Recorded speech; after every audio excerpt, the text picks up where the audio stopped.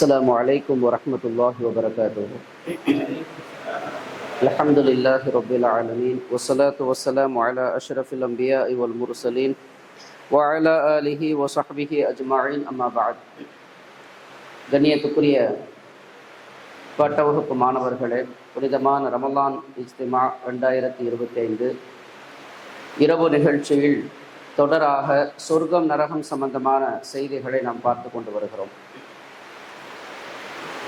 சொர்க்கம் நரகம் நாளை மறுமையில் ஒரு மனிதனுடைய அந்த வாழ்க்கை பயணத்தினுடைய இறுதி முடிவு இந்த சொர்க்கம் நரகம் என்பதை நம்ம பார்த்தோம்.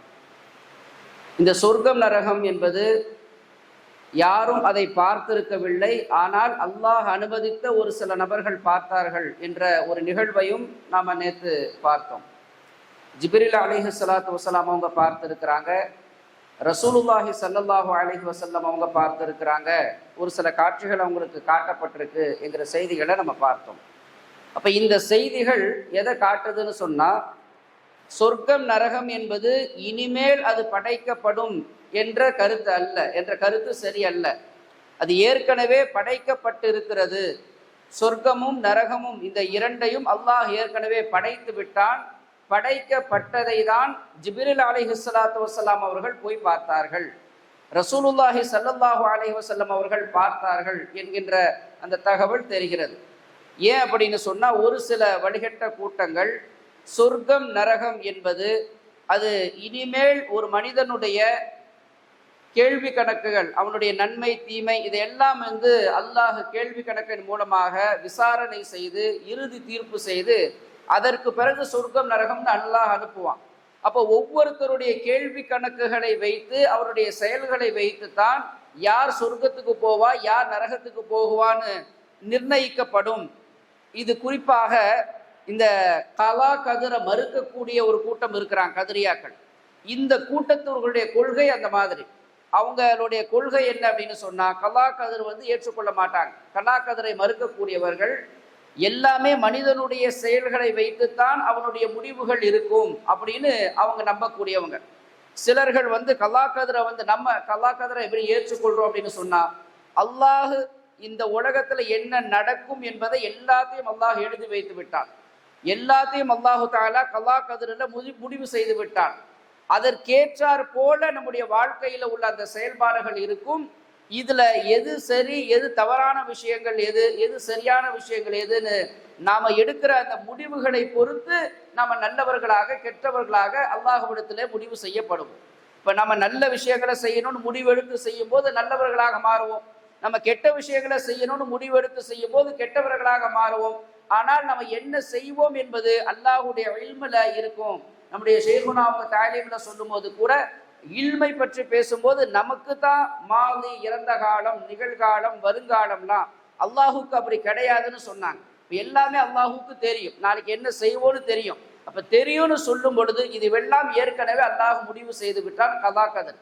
அதனால நம்முடைய செயல்பாடுகளை வைத்து தீர்ப்பு செய்த பிறகு யாருக்கு சொர்க்கம் யாருக்கு நரகம்னு அல்லாஹ் அப்ப உருவாக்க போறதல்ல, இப்பவே அல்லாஹ் அதை உருவாக்கி விட்டான் என்பதுதான் நம்ம புரிந்து கொள்ளக்கூடிய விஷயம். இது குர்ஆன் ஹதீஸ்ல நிறைய சான்றுகள் மூலமாக நம்ம விளங்கலாம். அல்லாஹு தஆலா குர்ஆன்ல சொல்லி காட்டுறான், வஸாரிஉ இலா மக்ஃபிரத்தின் மின் ரப்பிக்கும் வ ஜன்னத்தின் அர்துஹா ஸமாவாத்து வல் அர்த். அல்லாஹ்வுடைய மன்னிப்பின் பக்கம் விரைந்து வாருங்கள், வேகமா வாங்க. சொர்க்கத்தின் பக்கமும் வேகமாக வாங்க. வானங்களும் பூமி இதனுடைய அளவு எவ்வளவு பெரியதோ அதுதான் அந்த சொர்க்கத்தினுடைய அகலம் என்று அல்லாஹ் சொல்லிவிட்டு, உழைத்தத்தில் முத்தகீன், இந்த சொர்க்கம் இரையச்சம் உள்ளவர்களுக்காக வேண்டி தயார் செய்யப்பட்டிருக்கிறது அப்படின்னு அல்லாஹ் சொல்றான். அப்ப தயார் செய்யப்பட்டிருக்கிறது அப்படின்னு சொன்னா அது ஏற்கனவே உருவாக்கப்பட்டு படைக்கப்பட்டிருக்கிறது. அல்லாஹு தஆலா அடுத்து சொல்லுவான் இன்னொரு வசனத்துல, சூரத்துல் பக்ரா 24வது வசனத்துல அல்லாஹ் சொல்லி காட்டுறான், ஃபத்தகுன் நார் அல்லதி வகூதுஹன் நாஸ் வல் ஹிஜாரா, நீங்கள் நரகத்தை பயந்து கொள்ளுங்க. அதனுடைய நரகத்தினுடைய எரிபொருள்கள், ஒரு நெருப்பை எரிக்கிறதுக்கு எரிபொருள்கள் என்பது கற்களும் மனிதர்களும் தான். நரகத்துல எரிபொருள் யாருன்னு கேட்டா, நெருப்பை எரிக்கிறதுக்கு எரிபொருள் யாருன்னா கற்களையும் மனிதர்களையும் அல்லாஹ் பயன்படுத்துவானே, அந்த நரகத்தை நீங்க பயந்து கொள்ளுங்கள். அந்த நரகம் உழைத்தத்தில் காஃபிரீன், இறை மறுப்பாளர்களுக்கு அது தயார் செய்யப்பட்டிருக்கிறது என்று அல்லாஹ் தஆலா சொல்லி காட்டுறான். அப்ப நரகம் என்பது ஏற்கனவே உண்டாக்கப்பட்டிருக்கிறது, அது தயார் செய்யப்பட்டிருக்கிறதுன்ற இந்த வசனத்துல இருந்து இது ஏற்கனவே படைக்கப்பட்டிருக்கிறது என்ற விஷயத்தை நம்ம புரிந்து கொள்ள முடியும். நம்ம ஏற்கனவே சொன்ன ஒரு ஹதீஸ், ரசூல் ஸல்லல்லாஹு அலைஹி வஸல்லம் அவங்க கிரகண தொழுகையின் போது ஒரு சொர்க்கத்தினுடைய காட்சி அவங்களுக்கு காட்டப்படுகிறது. சொர்க்கத்தினுடைய பழத்தை எடுப்பதை போல அவங்க எடுக்க முயற்சி செய்தார்கள். நரகத்தினுடைய காட்சி அவங்களுக்கு காட்டப்பட்டது. இன்னைக்கு தான் மிக கொடூரமான ஒரு காட்சி என்னுடைய வாழ்க்கையில பார்க்கிறேன். இந்த மாதிரி காட்சி நரகத்தினுடைய அந்த கொடூரத்தை போல நான் இதற்கு முன்னாடி பார்த்தது கிடையாது என்று ரசூலுல்லாஹி ஸல்லல்லாஹு அலைஹி வஸல்லம் சொன்ன ஒரு செய்தி புகாரியில பதிவு செய்யப்பட்டிருக்கு. அதை நம்ம பார்த்திருக்கிறோம். அதே போல ரசூல் ஸல்லல்லாஹு அலைஹி வஸல்லம் அவங்க சொல்லக்கூடிய இன்னொரு ஹதீஸ் முஸ்லிம்ல பதிவு செய்யப்பட்டிருக்கு. ரசூலுல்லாஹி ஸல்லல்லாஹு அலைஹி வஸல்லம் சொல்றாங்க, அல்லாஹ் மீது ஆணையாக சொல்றேன், லவ் ரஅய்து மா ரஅய்து, நான் பார்த்ததை நீங்கள் பார்த்தால் லஹிக்தும் கலீரன் வல பகைத்தும் கஸீரா, நீங்க கொஞ்சமா சிரிப்பீங்க, நிறைய அழுகுவீங்க. அப்ப சஹாபாக்கள் கேட்கிறாங்க, அப்படி என்ன பார்த்தீங்க யா ரசூலல்லாஹ்னு சொல்லும்போது, ரஅய்துல் ஜன்னத வன்னார, நான் சொர்க்கத்தையும் நரகத்தையும் பார்த்தேன்னு ரசூல் ஸல்லல்லாஹு அலைஹி வஸல்லம் சொல்லுவாங்க. அப்ப இந்த ரெண்டுமே ஏற்கனவே படைக்கப்பட்டு இப்படித்தான் சொர்க்கம் இப்படித்தான் நரகம்னு இருக்க போய் தான் அது அவங்களுக்கு காட்டப்படுது. அப்ப படைக்கப்படாத ஒண்ணு காட்டப்படாது. இன்னும் எளிமையாக இந்த சொர்க்கம் நரகம் படைக்கப்பட்டிருக்குன்றத புரிந்து கொள்வதற்கு இந்த ரமலான் சம்பந்தமான ஹதீஸுகள் ஒரு சான்று. ரசூலுல்லாஹி ஸல்லல்லாஹு அலைஹி வஸல்லம் சொல்றாங்க, இதா தஹல ரமலான், ரமலான் நுழைந்து விட்டால் ஃபுத்திஹத் அபுவாபுல் ஜன்னா, சொர்க்கத்தினுடைய வாசல்கள் எல்லாம் திறக்கப்படும். வகுல்லிகத் அபுவாபுல் நீரான், நரகத்தினுடைய வாசல்கள் மூடப்படும். சொர்க்கம் நரகம்னு ஒன்று படைக்கப்படலைன்னு சொன்னா எந்த வாசல் அல்லாஹ் திறப்பான், எந்த வாசல் அல்லாஹ் மூடுவான்? அப்ப அது ஏற்கனவே இருக்க போய் தான் அதனுடைய வாசல்கள் எல்லாம் திறந்து விடப்படுகிறது, அதனுடைய வாசல்கள் எல்லாம் நரகத்தினுடைய வாசல்கள் எல்லாம் மூடப்படுகிறதுங்கிற இந்த ஹதீஸ்ல இருந்து நம்ம விளங்கி கொள்ள முடியுது. அப்ப சொர்க்கம் நரகம் என்பது இனிமேல் உருவாக்கப்படக்கூடிய ஒரு விஷயம் கிடையாது, அது ஏற்கனவே படைக்கப்பட்டு இருக்கிறது. அதை சில நபர்கள், குறிப்பாக ரசூல் ஸல்லல்லாஹு அலைஹி வஸல்லம் அவர்கள் பார்த்திருக்கிறார்கள். ரசூல் ஸல்லல்லாஹு அலைஹி வஸல்லம் அவர்கள் அல்லாத வேறு யாரு சொர்க்கத்தை பார்த்திருக்காங்கிறத இன்ஷா அல்லாஹ் இனி வரக்கூடிய உரைகள்ல நான் அதை ஆதாரத்தோட நான் உங்களுக்கு எக்ஸ்பிளைன் பண்ணுவேன். அடுத்ததாக நாம கியாமத்து நாள் சம்பந்தமாக வரும்போது ஒரு விஷயத்தை விளங்கி இருக்கிறோம். அல்லாஹு தஆலா கியாமத்து நாளை உண்டாக்கும் போது இந்த உலகத்தை அழிப்பான்றதுக்கு ஒரு ப்ராசஸ் அல்லாஹ் வச்சிருப்பான். உலகம் எல்லாம் அழிஞ்சு போயிடும் அப்படின்றதுக்கு அல்லாஹ் ஒரு ப்ராசஸ் வச்சிருக்கான். எப்படி வச்சிருக்கிறான்? சூருன்னு ஊதப்படும்.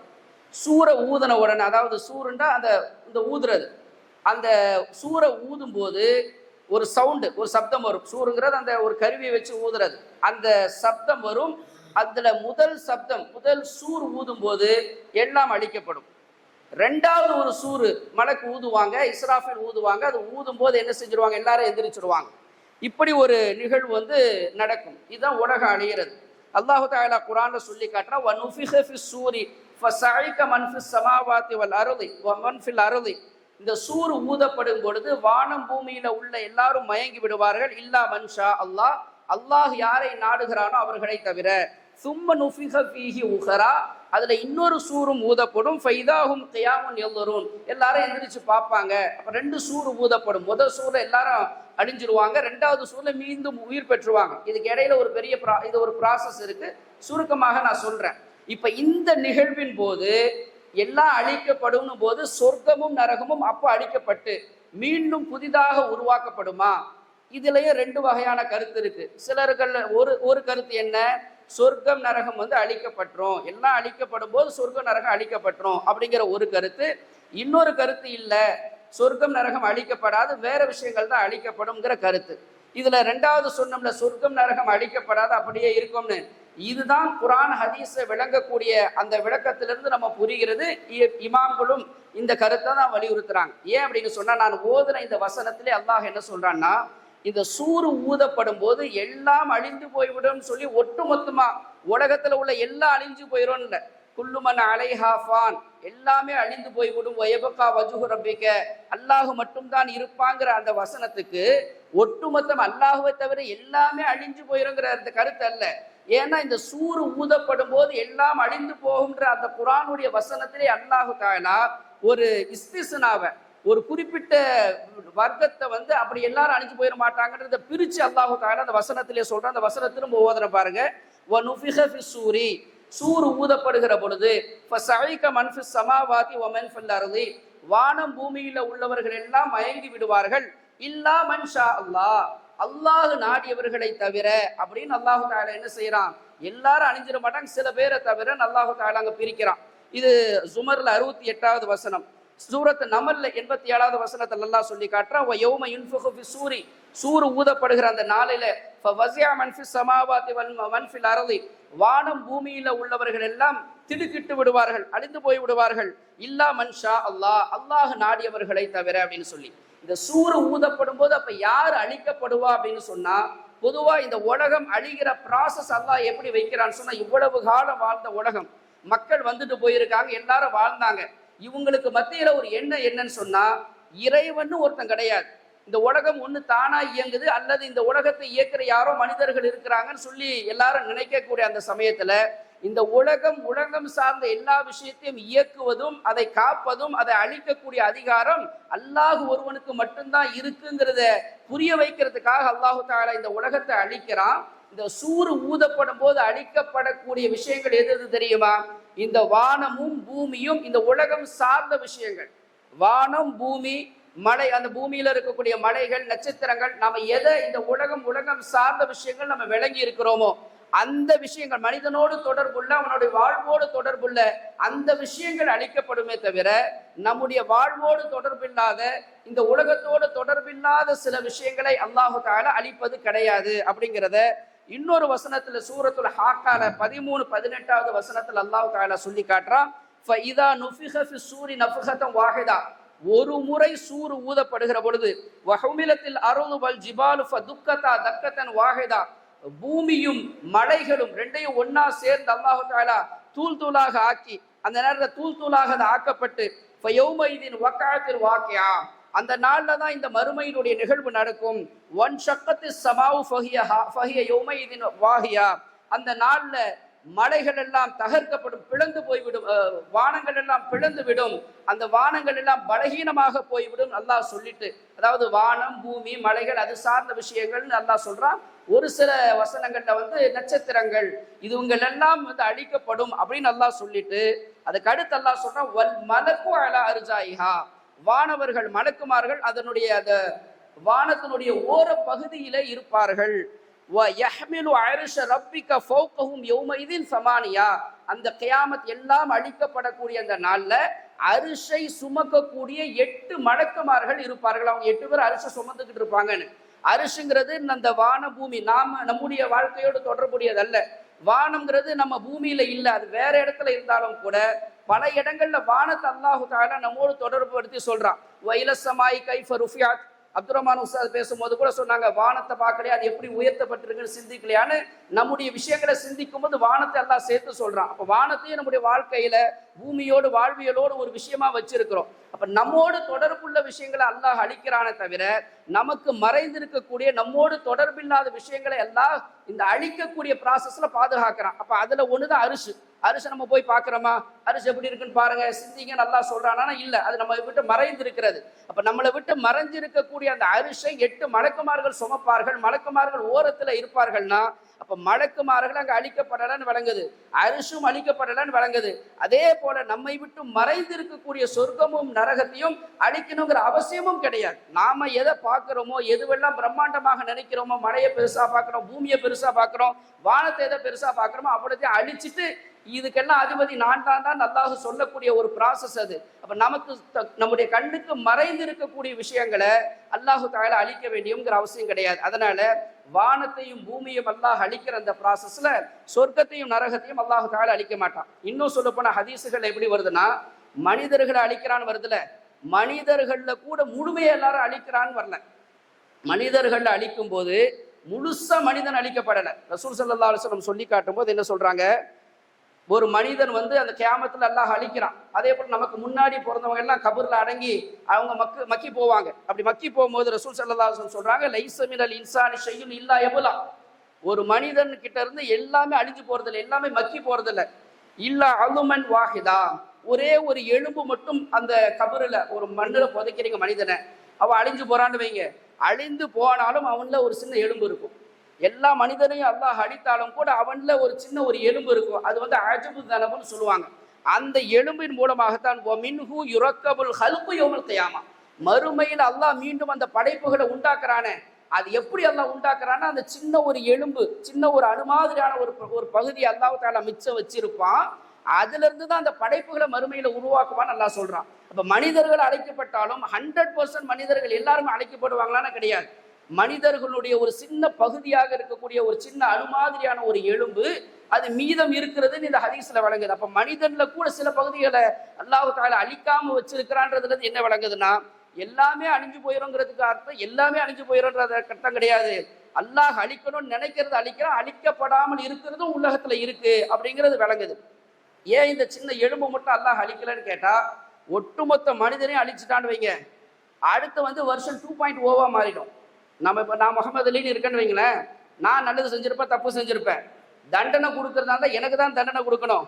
என்னை மொத்தமா அழிச்சிட்டு இன்னொரு முகமது அலி 2.0 கிரியேட் பண்ணா அது வேற ஆள், அது வேற ஒருத்தனுக்கு தண்டனை கொடுத்த மாதிரி ஆயிடும். அப்ப எண்ணிலிருந்து ஒரு சின்ன பகுதி எல்லாம் விட்டு வச்சுட்டு அதுல இருந்து என்னை மீண்டும் உருவாக்கி எனக்கு என்னுடைய நல்லதுக்கு கெட்டதுக்கு அல்லாஹ் தஆலா கூலி கொடுத்தாதான் பொருத்தம். இல்லைன்னா புதுசா ஒண்ணு உருவாக்கி அதே மாதிரி உருவாக்கலாம், ஆனா அது ஒரு புது பொருள் தானே வரும். அப்போ ஒரு சின்ன அணுவை மட்டும் மிச்சம் வச்சுட்டு அதுல இருந்து உருவாக்கும் பொழுது அதே மனிதனுக்கு அவன் செய்த நன்மை தீமைக்கு தண்டனை கொடுத்த மாதிரி இருக்கும் என்ற ஒரு நுணுக்கமும் அதுல இருக்கு. அப்ப இந்த செய்தியிலிருந்து நம்ம விளங்கக்கூடிய தகவல் என்ன அப்படின்னு சொன்னா, ஒரு சூறு ஊதப்படுகிற பொழுதும் இந்த சொர்க்கம் நரகம் அழிக்கப்படுறதில்லை. இதுக்கு அடுத்து ஃபைனலா ஒரு முக்கியமான ஒரு சட்டம் என்னன்னா, இதுக்கு பிறகு நம்ம எல்லா கேள்வி கணக்கெல்லாம் முடிச்சு சொர்க்கத்துக்கு நரகத்துக்கு போயிடுவோம். போன பிறகு இந்த சொர்க்கம் நரகம் தொடர்ந்து நிரந்தரமாக இருக்குமா அல்லது அழிக்கப்படுமா? இதுல ஒரு சில வழிகட்ட கூட்டங்கள் சில கருத்து வைக்கிறாங்க. அல் ஃபஸ்லு ஃபில் மிலல் அப்படிங்கிற கிதாபில் ஒரு 3 வகையான கூட்டங்கள் 3 வகையான கருத்தை சொல்லியிருக்கிறாங்க. ஒரு கூட்டம் ஜஹ்ம் இப்னு சஃப்வான், ஜஹ்மியாவுடைய கொள்கையை உருவாக்கினவன். இவன் ஒரு நிறைய மோசமான கொள்கையை தர்க்க ரீதியாக உருவாக்கினவன். முஅ்தஸிலான்னு சொல்லக்கூடிய அந்த கூட்டத்தார்களை இவங்கிட்ட இருந்து 2-3 காப்பி அடிச்சிருக்கிறாங்க இவனுடைய கொள்கையை. இந்த ஜஹ்ம் இப்னு சஃப்வானுங்கிறவனுடைய கொள்கை என்னன்னு சொன்னா, சொர்க்கம் நரகம்லாம் நிரந்தரமாலாம் இருக்காது, கொஞ்ச காலம் இருந்துட்டு அழிஞ்சு போயிடும். இதுதான் அவனுடைய கொள்கை. அதே போல அபுல் ஹுதைல் அல் அல்லாஃப் அப்படிங்கிறவன் முஅ்தஸிலாவுடைய முக்கியமான நபர். இவனுடைய கொள்கை என்னன்னு சொன்னா, சொர்க்க நரகத்துல நம்ம எல்லாம் நுழைஞ்சிட்டு ஒரு குறிப்பிட்ட காலம் அதுல தண்டனை அனுபவிப்பான் நரகத்துல. சொர்க்கத்துல இன்பத்தை அனுபவிக்கிறவன் அனுபவிப்பான். அதுக்கு பிறகு எல்லாருமே ஒரு சிலை மாதிரி ஆயிடுவோம், சிலை மாதிரி அப்படியே ஆயிடுவோம் அப்படிங்கிறது அவனுடைய ஒரு கோட்பாடு. 3வது ஒரு கருத்து ரவாஃபிலாக்கள்ல இருந்து சில நபர்கள் இவங்க என்ன சொல்றாங்கன்னா, சொர்க்கம் நரகத்துக்கு நம்ம போயிட்ட பிறகு கொஞ்ச நாள் அங்க இருப்போம், அதுக்கு பிறகு அங்கிருந்து அல்லாஹ் நம்மளை ஷிஃப்ட் பண்ணிடுவான் வேற ஒரு இடத்துக்கு அப்படின்னு அவங்களுடைய ஒரு கருத்து இருக்கு. இந்த 3 கருத்தும் சரியா? இதுல எது சரியான கருத்து? அந்த சரியான கருத்துக்கு என்ன விளக்கம், என்ன ஆதாரம் என்பதை இன்ஷா அல்லாஹ் நாளைக்கு நம்ம பார்ப்போம். அஸ்ஸலாமு அலைக்கும் வரஹ்மத்துல்லாஹி வபரகாத்துஹு.